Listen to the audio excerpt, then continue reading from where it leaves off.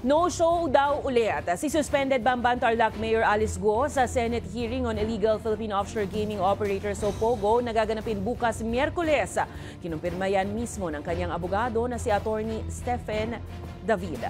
Ayon sa kanya, natroma umano si Guo sa pagtrato ng mga mambabatas sa kanya at sa dami ng akusasyon sa alkalde. Ito na ang ikadawang beses na hindi pagdalo ni Guo sa pagdinig.